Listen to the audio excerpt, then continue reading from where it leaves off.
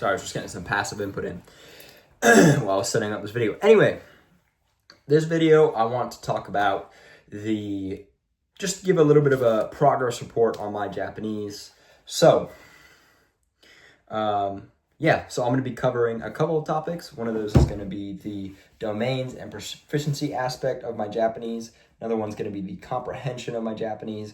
Another one's going to be picking up new domains, the time I've spent, the content I've consumed, the grammar that I got closer to, and we're going to define closer to as how comfortable am I hearing it? Am I hearing it?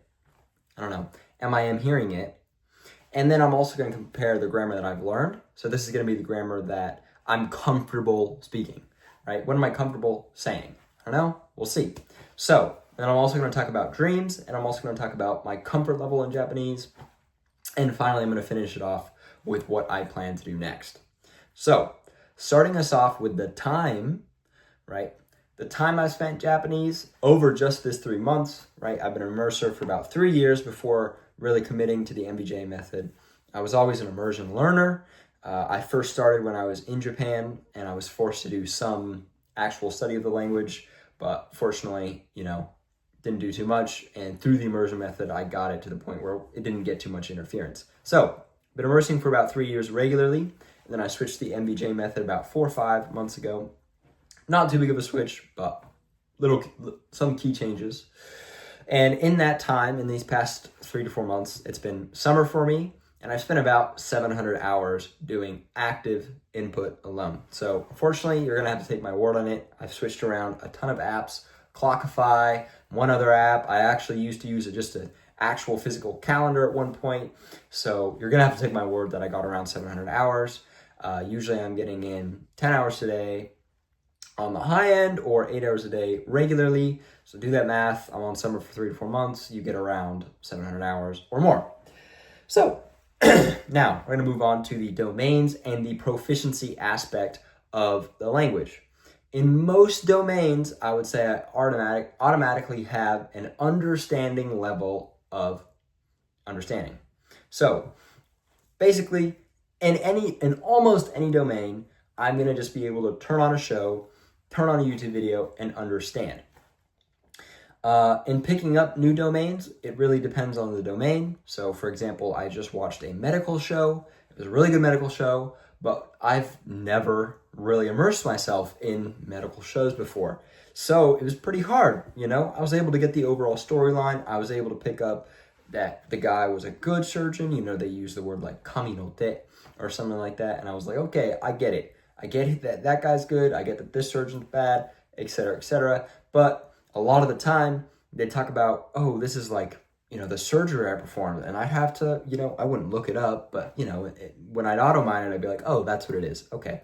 So, and then on the other hand, I also, watch Apex content. And I almost completely picked up the lingo for the Apex content, lingo for the gaming world, if you will. In a couple weeks. It didn't take me too long to figure out what betspa meant, It didn't take me too long to figure out like what itamaku meant, you know what I mean? Like, it didn't take me too long to figure that stuff out. And so I would say that I have a decent level of comprehension across most domains, and picking up new vocabulary in those new domains or domains where I'm not as comfortable is pretty easy for me. So, what are the content that I've consumed over these past 2 to 3 months? Usually, I would say anime. In fact, for the 3 years leading up to it, I consumed mostly anime. But recently, I've been moving on to dramas. And there's no particular reason for that. I watch some anime, but it just seems like dramas are a little bit more appealing right now. Maybe that's just because my comprehension level is such that I can finally understand and get stuff out of them. I don't know. But it just seems like when I sit down to watch a TV show, I just tend towards a drama. So yeah, it's been really interesting. And so what's the grammar that I've gotten closer to, right? So a couple ones that come to mind, right? I just wrote a little bit of notes before this video. My notes are actually here, so if you keep seeing me let down, that's why. Temorao, teki, and sei. So like ningen sei, or like zetsubo teki, or, stuff like that. So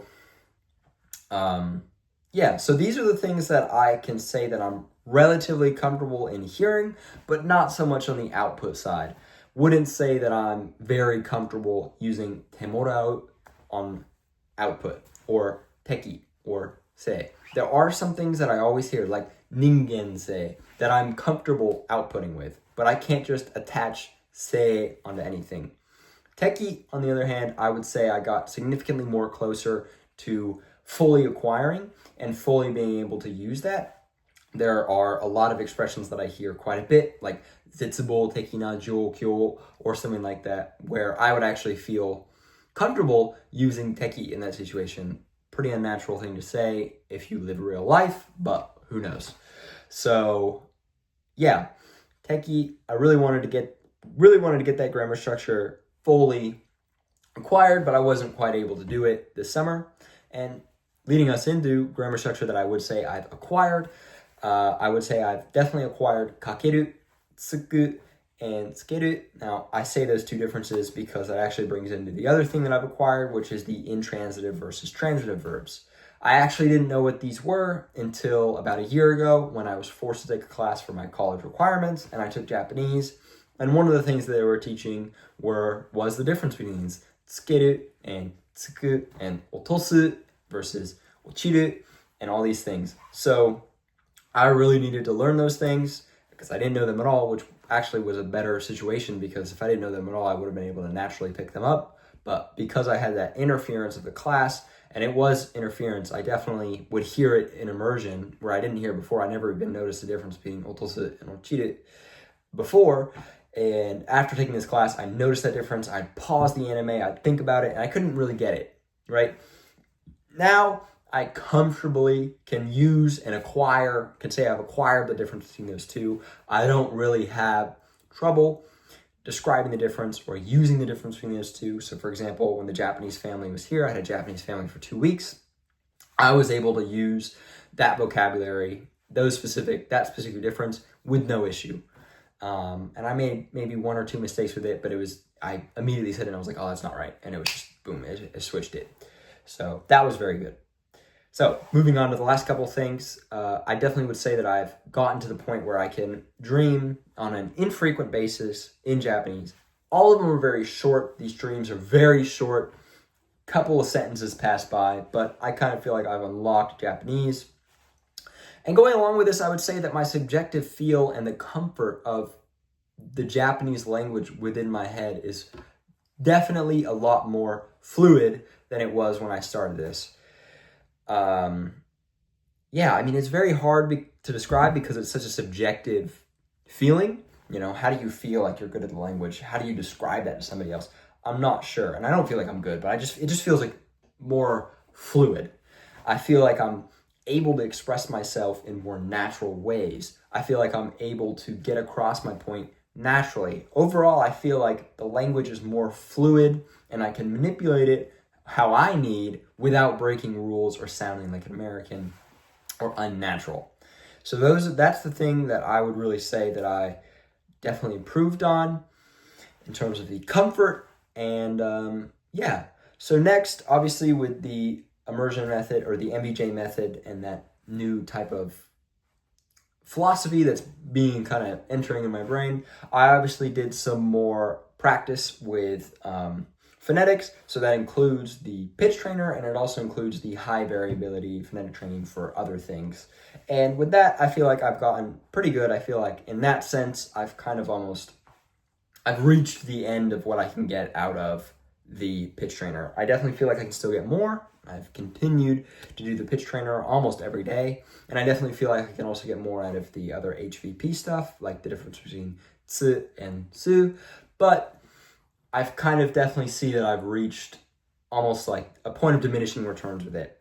And I definitely need to start chorusing again because I can definitely tell that my accent isn't good. And there's things that I very much so struggle to output, even though, I know how it's supposed to sound, right? So, yeah, and I guess, I don't know how it sounds if I can't say it right, but you get what I'm saying. I just, I know it's not right, if that makes any sense. I say it and I'm like, that doesn't sound right, and I I just have to figure out a way to produce it correctly. So one of those things would be like, en goenyo naku. I just know that I'm not nailing that. I know that it just sounds completely American, and I really struggle with the N to the R transition in the Japanese language. So it's just really difficult for me. I can't really seem to get my tongue in the right place for the N to be able to switch to the N in a fluid manner. So that's something I definitely want to work on in the future. Get back that chorusing habit. Kind of lost it after the Japanese family, but I'm eager to get that back. So what do I plan to do next? Well, I'm going back to school here soon. Actually, I've got it on my laptop here. In about 10 days, I'll be back at school. Yeah, so what am I planning to do next? Well, obviously school, not going to be able to get 10 hours. I'm a physics major, so it's not really possible for me to get 10 hours a day as a physics major and still not flunk my classes. So I definitely plan on getting a little bit less sleep. Typically at school, I'd get around 9 hours of sleep a night, but I definitely, from 10 to 7, I definitely want to cut that a little bit short, see if I can get away from 10 to 6 and get an hour of immersion in the morning and then go about my morning or go about the rest of my day. Usually at school, I'd get around an hour and 40 minutes or 5 anime episodes in per day, as well as my Anki and the phonetic training. But I kind of want to see if I can bump that up, see if I can get that hour in the morning from the 6 to the 7, or I was even thinking I could wake up at 5, see how well I can do, because 7 hours of sleep is still okay, but I need to figure out how I function on that. So yeah, that's something I want to do as well. See if I can get away with a little bit less sleep. 8 hours of sleep is still very good, but not 9, and fit in an extra hour of immersion, and then I can go about my day and still get in that hour and 40 minutes of immersion to get really solid 2 to 3 hours every single day. That's something that I really hope to do, and I really hope to manage. So yeah, other than that, I really hope that I can get, not back into phonetic training, but I really hope I can get the most out of phonetic training. I can hope that I get get over that N to R transition. And yeah, that's what I plan to do next. So thank you.